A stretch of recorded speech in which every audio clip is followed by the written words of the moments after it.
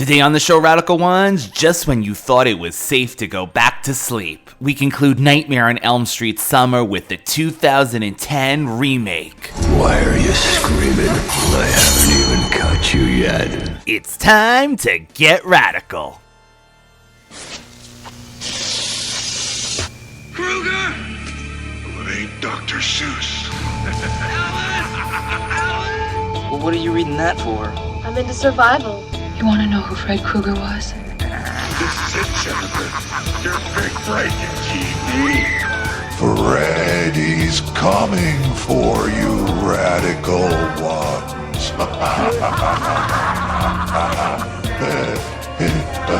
It's Radical Retro Rewind. Nightmare on Elm Street Summer.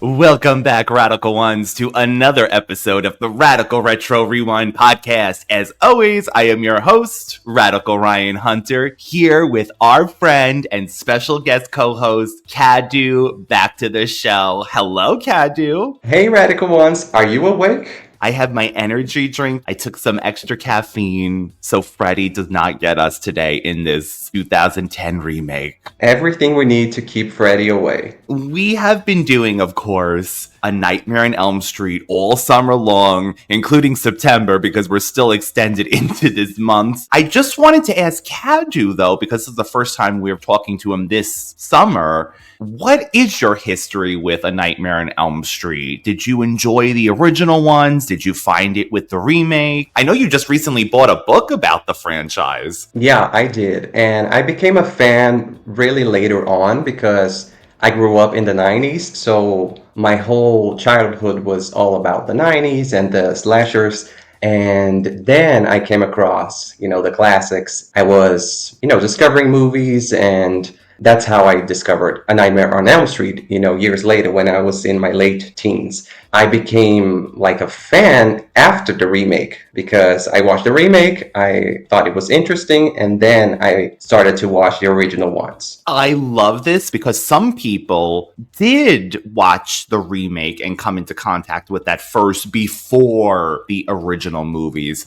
So do you think that actually helped not have this lens of comparison per se, like the people who did see the original one prior? You didn't have all of that back knowledge of, oh no, it needs to be like this, it needs to be like that, it needs to look like this. Yeah, I think 100% because people are very invested in Freddy Krueger and those characters. So when I first watched the movie back in 2010, I really enjoyed the movie. I'm not a hater. I think it's a really good and solid movie. And I understand people that really hate it because they have a comparison with the original movies. You know what? I always say that there's room for everybody. And even if you hate the remake, it's a good thing because sometimes people like me can discover the franchise with this specific movie and then they can watch it for the first time. So I think it was a great way to enter the franchise, You are the perfect person to be on this one to bring that excitement of what you saw for the first time in 2010.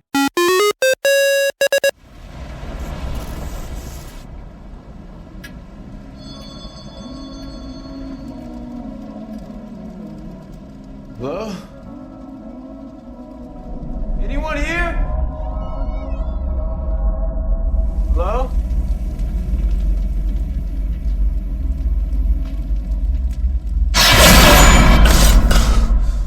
If you keep falling asleep, they're gonna kick you out of here. Sorry.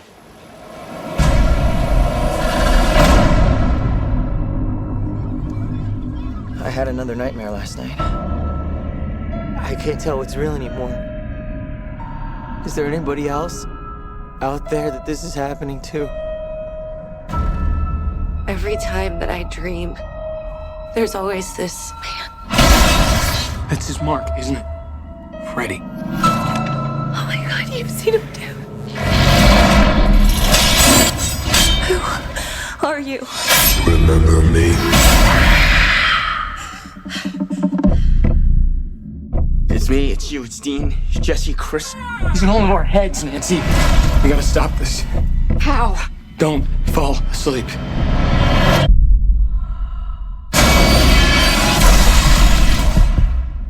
I haven't slept in 3 days. We're running out of time.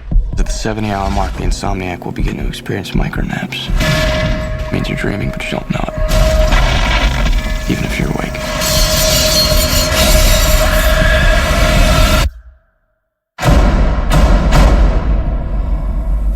Oh, God. No. Just me.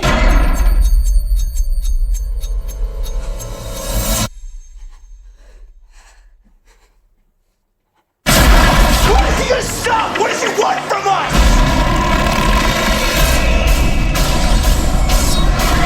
Why are you screaming? I haven't even cut you yet.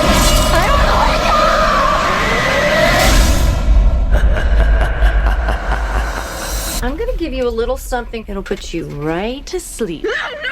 This might sting a bit.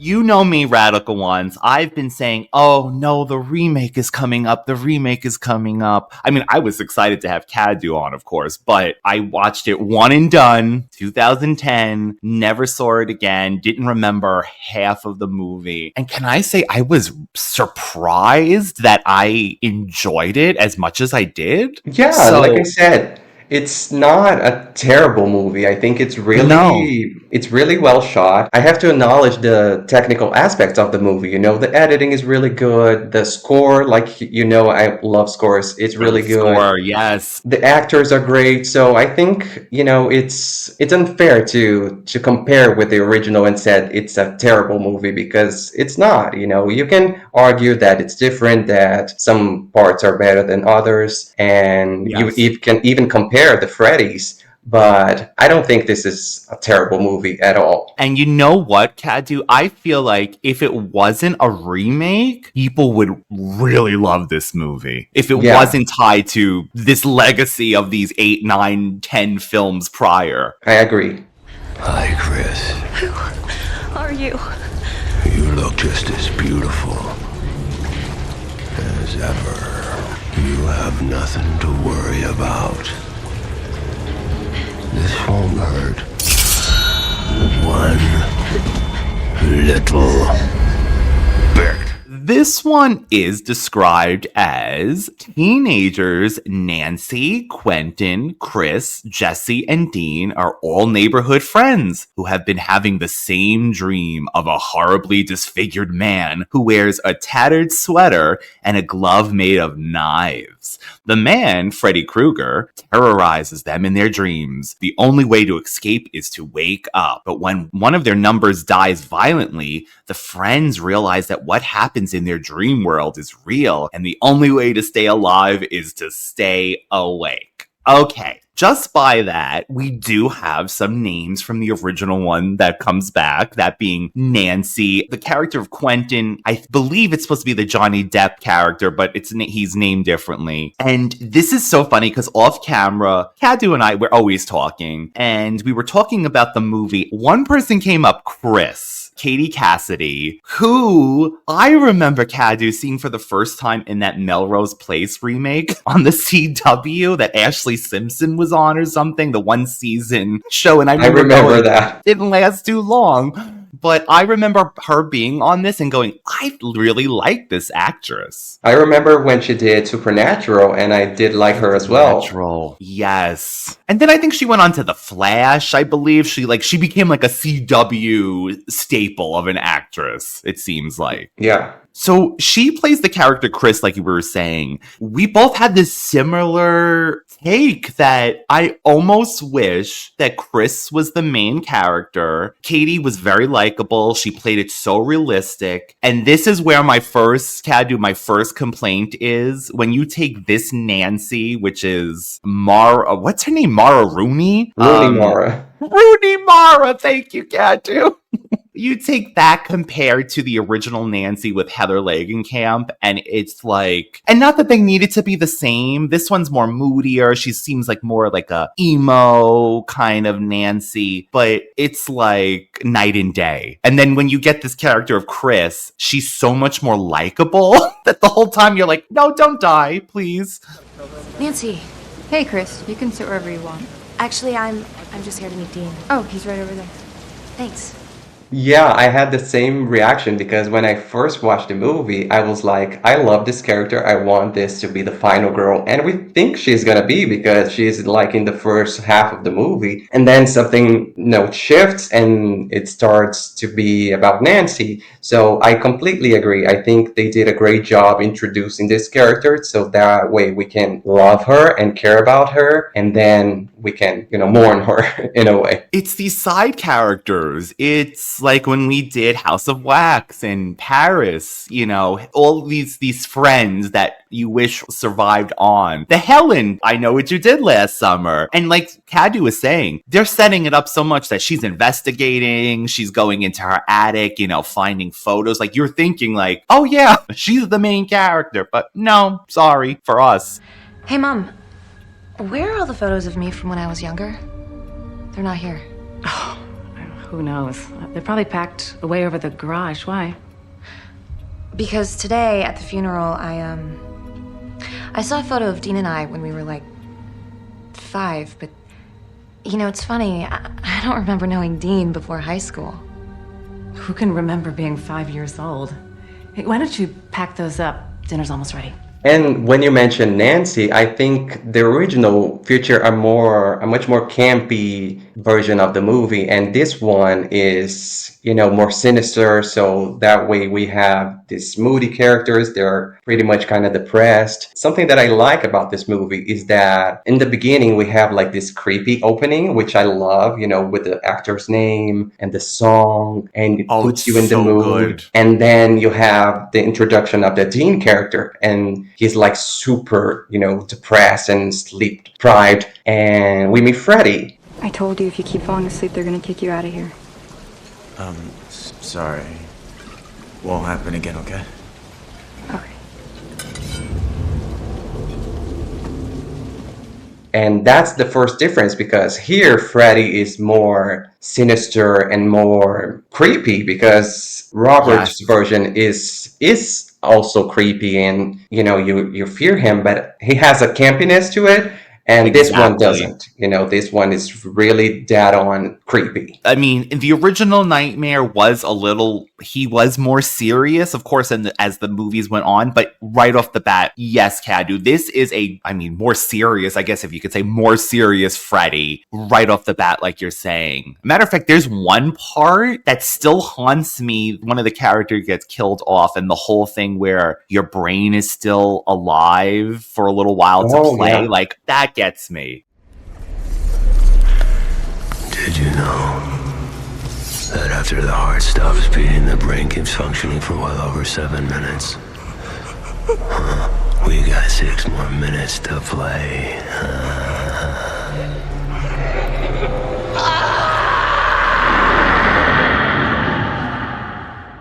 I love this new approach that they have, with the micro naps and the things that can haunt you during your awake state, because they are so tired that they eventually are going to, take a nap, a micro nap, and then Freddy 100%. Appears and you have a jump scare, which I thought it was interesting to add to this movie. And it is very realistic, Cadu. Like, you're right. If you haven't been sleeping, there's times you're just sitting and you start to just nod off. And it does make sense that as soon as you close your eyes and you hit that sleep, that he would appear and try to get you, like a famous classroom scene in this movie. All right, you've been up for too long. You're having micronaps. We gotta go. Let's go find the preschool. I just wanted to go back to the funeral scene, because I think it is really interesting that we have this character's mourning, because sometimes in movies like that, we have like 2-3 kills and then, okay, let's have a party. It's not really realistic. We still got to go to this party for high school. Yeah, exactly. Yeah, makes no sense. And this one after Dean's death, which is really graphic, and I love it. That knife through the throat. Oh my God, so chilling. And you don't expect it really right away, right? That kill, because you're thinking, oh, well, this is an actor. Yeah, Lutz. Yeah, he was famous for that, Twilight series. Twilight. I thought he was going to be like a main character, and he dies in the first 5 minutes of the movie. And like I said, I think it's interesting to have a funeral scene with everyone mourning and Chris having these visions about Freddy, which I think is interesting and sets the tone, like I said, that the movie is more serious. I hear Rob's voice in my ear, Cadu, because he always mentions that priest at the funeral, and he'll say, that's the same priest. So I'm just going to say as a joke, that's the same priest at the funeral. Did you know? From the last movie, from the first movie.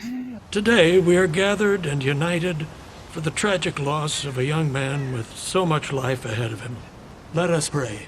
I'm assuming after they got the idea of remaking this movie, the hardest thing was going to be casting Freddy. I'm assuming that had to have been a huge undertaking. And then thinking like, are we going to go more serious? Are we going to go campy? And we get the actor, Jackie Earle Haley, who honestly, Cadu, I know he's been in other things. I remember him from the Johnny Depp Dark Shadows remake movie. That is, he was in that movie. And apparently he was nominated for an Academy Award before that. So that's a big name. Kidding.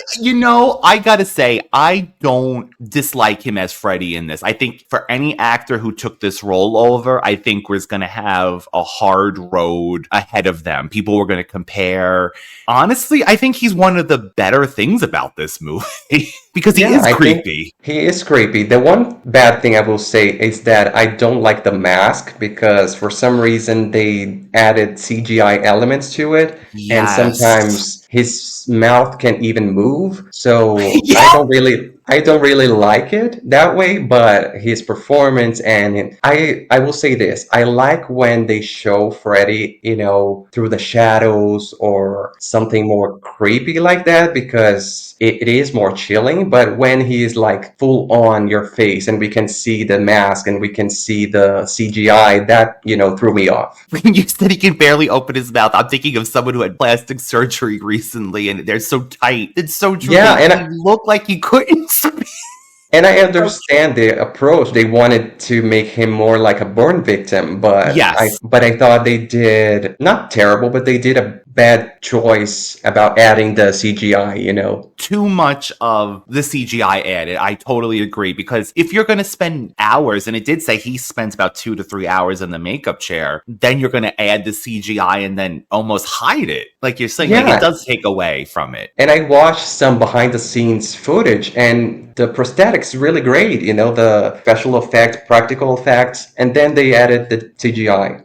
You brought it up, Cadu. That is one of the main complaints that people have with this film. It is a product, of course, of the 2000s. So we were so deep into CGI at this point that there was no way that you weren't going to have CGI in this movie. But I do think it works with things like the micro naps and when Freddy's dream world literally just goes, like around you. That's when it works great. Yeah. CGI. Yeah, I agree. Like I said, the editing is really good. I like when they shift, reality and fantasy. So I think it's really well done when, I don't know, a character is so tired and then it flashes and it's nightmare time. So I think it's really effective. That's the way to use the CGI effectively. That's music to my ears. I want to wake up! Oh, you can't wake up.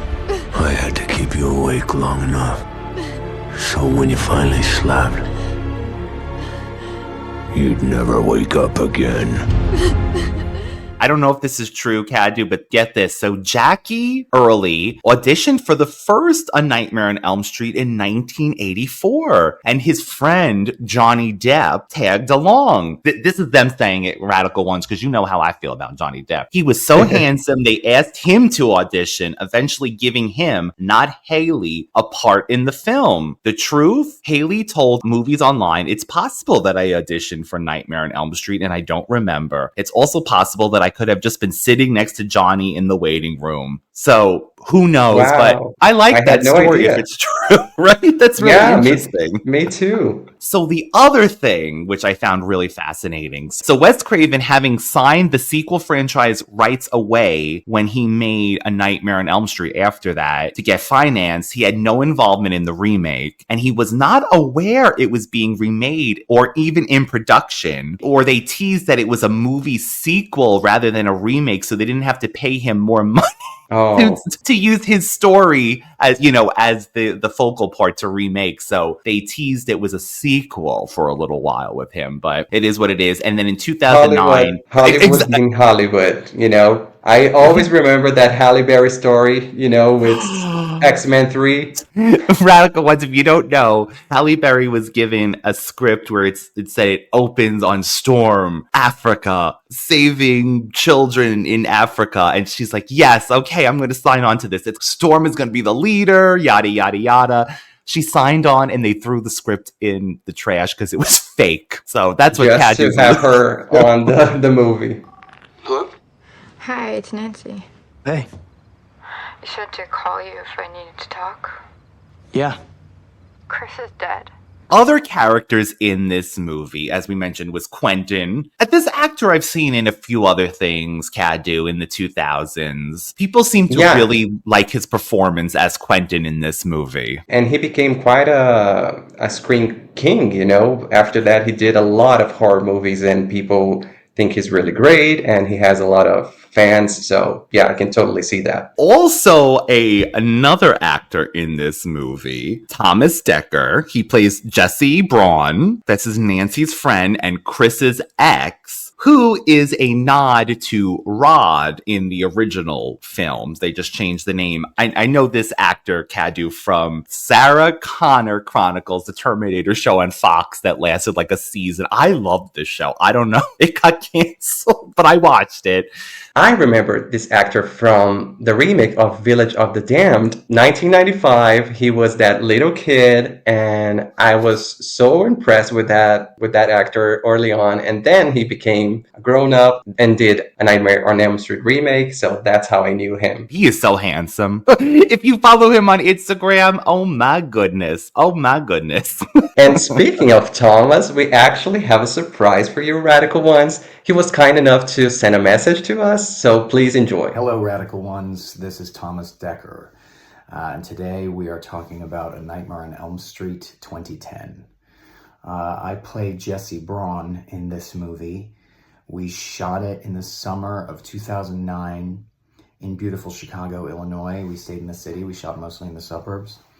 And Rooney Mara and Kyle Gallner and I were instantly a little trio of terror.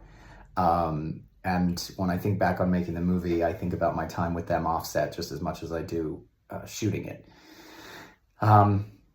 When the film came out, you know, it was not met with much warmth or affection, neither from critics nor from fans of the franchise. And I understood it at the time, and I understand it now. I think it's important to recognize and remember that the majority of tentpole horror franchises that we all know and love, Texas Chainsaw Massacre, Halloween, A Nightmare on Elm Street, etc., they all began as independent films. So there was a more direct expression from the filmmaker, and it was allowed to live and breathe and be authentically what it is. When you do something like the 2010 remake of A Nightmare on Elm Street, where it is so much bigger and there's so much more money involved, there are, of course, more cooks in the kitchen, more voices needing to be heard, and more weight on every decision being made. So, naturally, this is going to give you, the viewer, a different experience. And, you know, that's just a kind of undeniable fact. But I think if you can watch the movie, you know, remembering this, maintaining this perspective, there's a lot to appreciate. And I'm very grateful to be in it, very proud to be a part of the Nightmare on Elm Street legacy in, you know, some tentacle form. And also just to be in this movie with this great cast. I think the cast is really fabulous. Rooney Mara, Kyle Gallner, Connie Britton, Clancy Brown, Jackie Earle Haley, Katie Cassidy, Kellen Lutz. This was a great, great mix of people.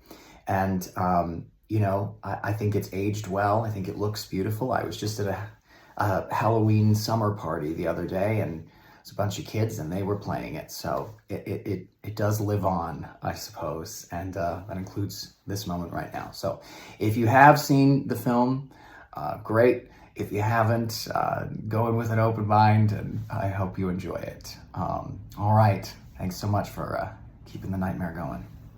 Oh my God. Thank you so much, Thomas, for doing such a in-depth video for us. That was amazing. Thank you, first of Cadu, his magic. Of course, Cadu comes, you know he brings magic with him. And this is just amazing. I'm no Santa Claus, but I'd rather be known as Santa Claus over Freddy.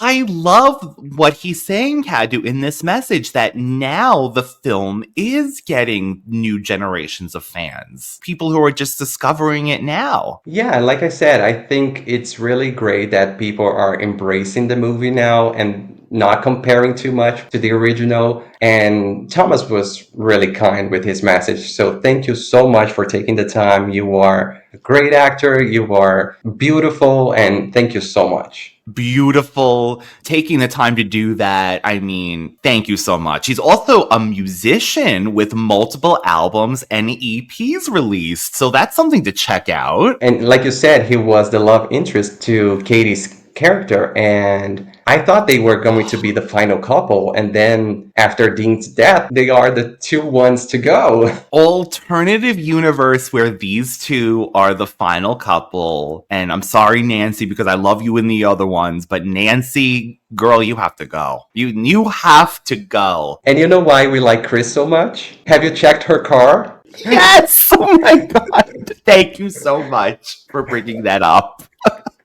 Oh, but by the way, if you don't understand what we're talking about, she has the same exact car as Paige on Charmed, just a different color. Paige on Charmed. Where have you been? I was at the bookstore. Okay, well, I didn't know where you were.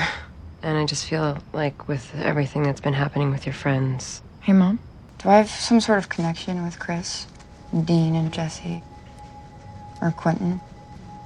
Like maybe we went to school together when we were little or something like that?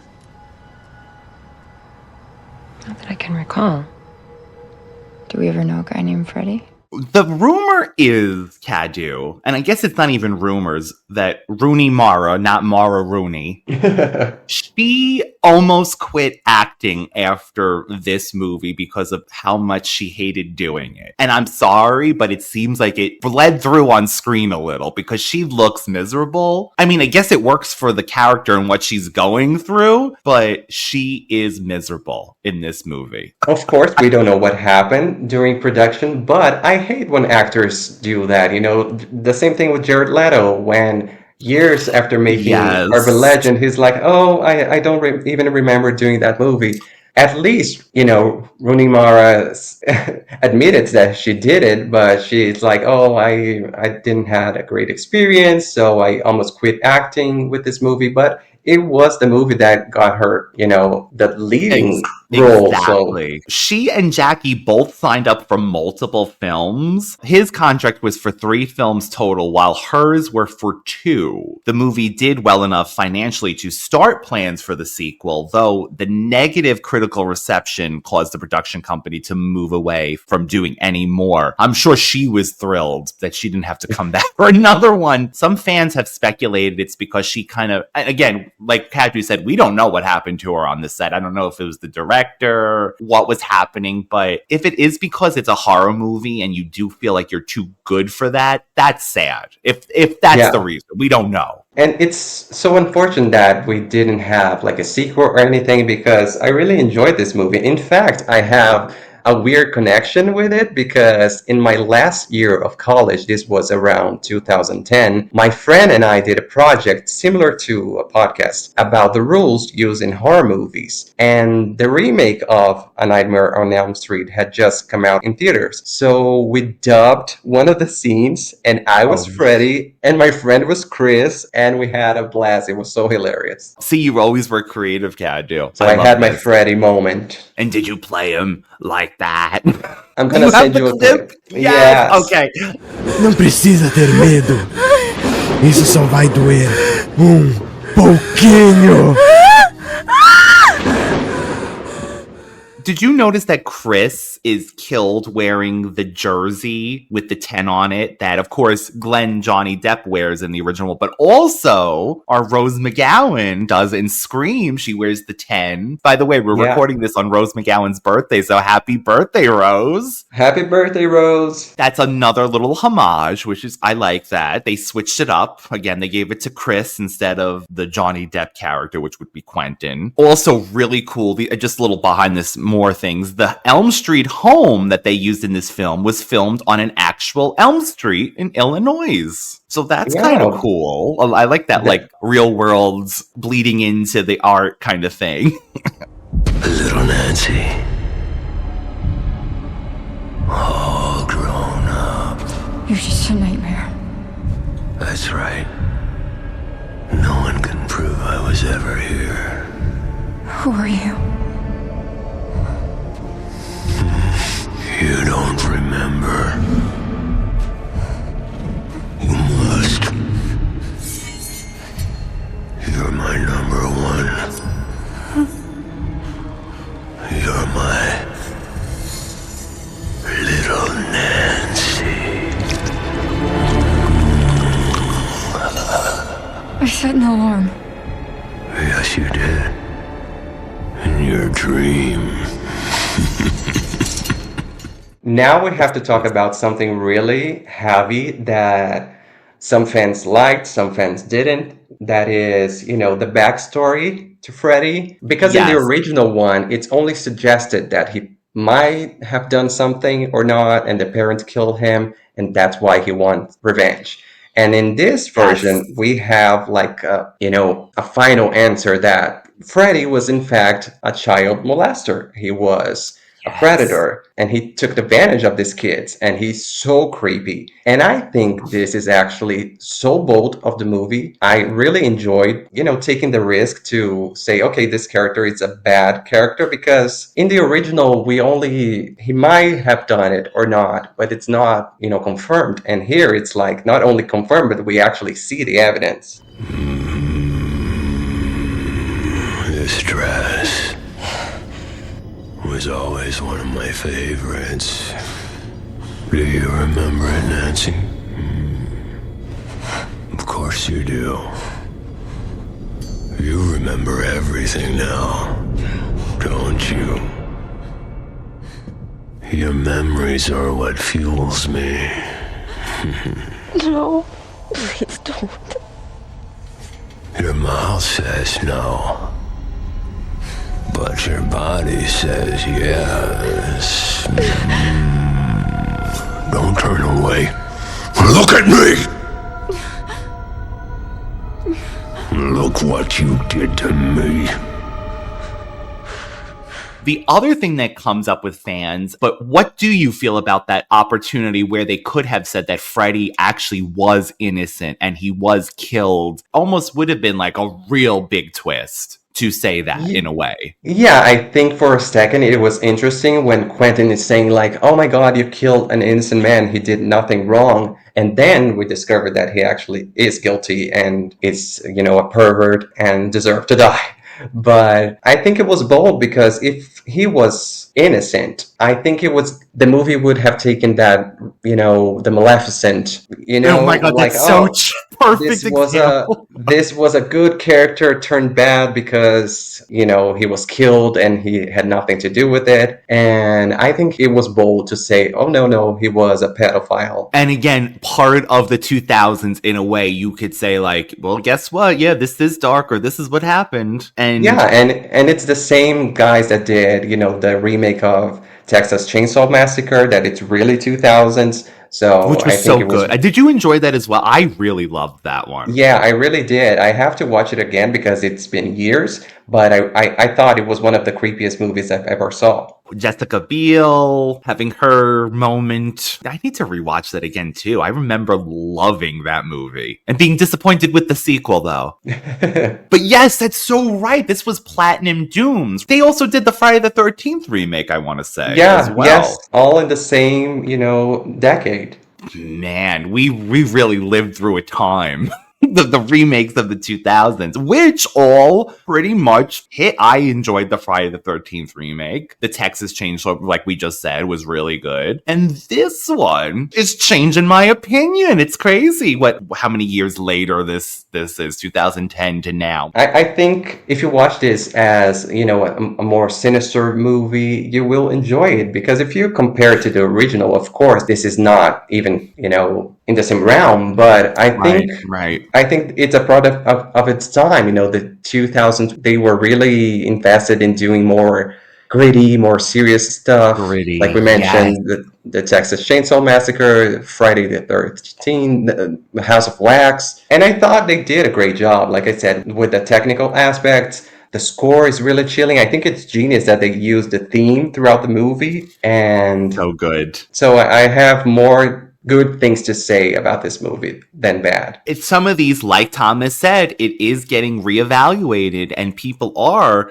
I think it does take time sometimes, especially if you're expecting something like you're expecting Robert Englund in this, you know, kind of Freddy, and then you get this. It is a shock in a way, but then of course time starts to let you see things that you might not have seen originally. And something that surprised me in this movie is not enough kills. You know, we have 3 kills, the 3 teenagers, and then Nancy's mom at the end, and that's it. I think Connie. Oh, we didn't even bring her up. Connie, always playing the same. Is she not playing the same person in everything? I swear to God. Yeah, that rich woman. Always. There was a man at the preschool. His name was Fred Krueger.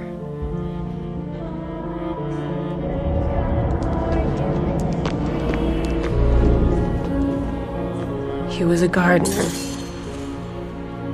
He lived in the basement of the preschool, and you kids were his life. Connie Brighton, I think her name is. I do enjoy her. And speaking of the parents, what do you think about the whole, you know, revenge of the parents against Freddy, burning him alive? Even in the original one, is this the best idea to do? Like, what would they call it? Vigilante justice, I believe is the term, where you take it into your own hands. In one way, I mean, the fact that he was doing this stuff and whatever the case is, but I feel like these movies almost are a testament to, you do it, but guess what? It comes back to haunt you in some way, because look at it now. Now he's stronger than ever. Yeah, and he's not even taking revenge on them. He's killing their children. And Nancy was his favorite, we found out. Oh my God, so creepy. I thought this movie outdid itself because I was so grossed by it. The whole talk, you know, the seduction in his voice. And we're talking about a little girl because she was like, I don't know, 5 or something. That's the thing, Cadu. When you're confirmed it, like you said, you confirm it, it's put out in the open, and he does play it up. It does make it like, ickier. It makes the character, again, because I say this in the last few episodes we've done. I don't know in Brazil if this was the same thing. Do you just remember growing up and like Freddy Krueger was just like a part of even childhood? It was like, here's bubblegum with Freddy Krueger. It was just like it was like kids and everything. And it's what a difference. Like, this is, I don't know. That's why I think it was a hard sell, because now we confirm that he is a child molester. So how are you gonna, oh my God, I love Freddy, knowing that? Right, you know? He's my favorite. Yeah, exactly. It's so true. Which might be another reason why this gets a little I bought the movie when I saw it one and done. Like, I bought the DVD because I didn't see it in the theaters. I bought the DVD and I never watched it again. So evidently there are deleted scenes on there, Cadu. I don't know if you've seen any of these. Yeah, I saw some. Alternate opening, a burn patient, Fred Krueger, painfully dies in a hospital. There's an alternative Dean death. Speaking of this, Chris hosts a garden party. We cut the party. There was a party. Which Thank God. I think this one, it was a smart choice. Krueger confronts Chris in a candlelight lair. Krueger as Chris taunting Nancy as she drowns in a blood-filled hallway. And there's an alternate final sequence where Quentin encounters Krueger in a dilapidated church. and there's additional footage of Freddy killing one of the Elm Street parents in a bedroom dream sequence, and an alternate ending of Freddy bursting from a sleeping Quentin. Okay, I will tell you one thing that does stand out that the original ones did better, and that is it's the wall sequence with Freddy's face. Again, it with looks CGI, terrible. Terrible. And the original one, I swear, must have used like a wall and pushed his face actually through it, so it does look a little realistic. Practical effect, yes. Practical, yes, Cadu. Unfortunately, things like that, like, yes, you could move more fluid, like he's moving around that wall, moving through it, but yeah, you can't beat some practical effects, unfortunately. But that's always a thing. It's not just this movie, it's every movie that relies on CGI for things. So that is what it is, I think. On one hand, we have the creepy nightmares, which is great, but at the same time we have that mask, we have that effect that it's not great. Now forever I'll think of you saying he can't even open his mouth in some of these shots. It's so true. He looks so attribute tight. this to the fire because that mask, oh my god. Which I think was a shock for people too at the time, because it was, again, a different look. But this is a different Freddy. Again, this is a different Freddy. And since we are approaching the end of the movie, I really like the confrontation between Freddy and Nancy. And when she embraced that final girl moment and said something like, "You're in my word now, bitch," and sliced his throat, I thought it was really effective. It hurts, doesn't it? It's because you're in my world now, bitch. That was the moment that I felt like she was a final girl, because up to this point, I thought she was like, okay, very, moody, very depressed. Almost too. Like, she just kind of just was there. She didn't really do anything. Yeah, we needed more presence there. We needed Chris to investigating, going up into her attic, looking for things. This was just like, Freddy. And Chris reminded me so much of Julie, and I Still Know, when she's tormented by the nightmares, which I love. Katie Cassidy, you could have saved this movie from Mara. No.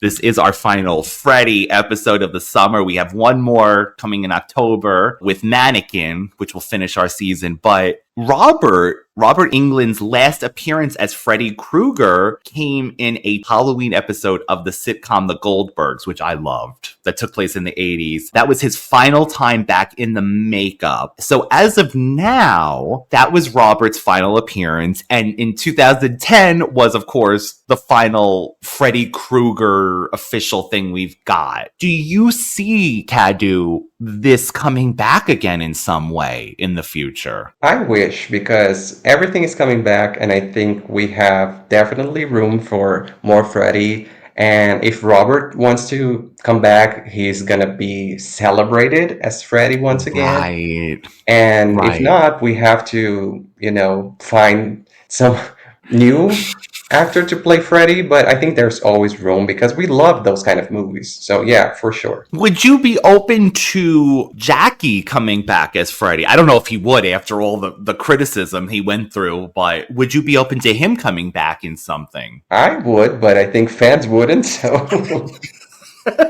That might be the way to go. Like, you might not be able to convince Robert, because I think he keeps saying, like, he doesn't want to do the makeup. Why do I feel like the makeup has to have gotten faster than 1980s, right? Or they can do a TV show, just like they're doing with Jason. That might be the way, yeah. Like, if this Jason show is a success, maybe the small screen is where our 80s slashers should come back in. Yes.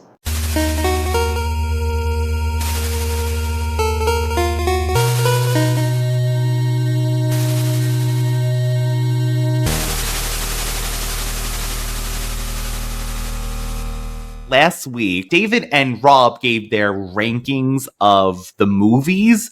I held off because I wanted to rewatch the remake before I gave my opinion, Cadu. So just really quickly, if I can just give my list of the top movies. I'm so excited. Go ahead. Okay, so I think my first favorite is part 3, The Dream Warriors, followed by part 4, Dream Master, then the first movie. After that would be New Nightmare. Freddy vs. Jason. Are you a fan of that movie as well? Yeah, but I have to watch it again because, I remember renting that, and that was the one time that I watched that movie. Then I'm going part 5, The Dream Child. And now this is where it changes, Cadu. I'm doing the remake. Then I'm doing part 2. And then part 2. Yeah, all the way down there. And then the last one is Freddy's Dead, which I've been hating on for the whole summer.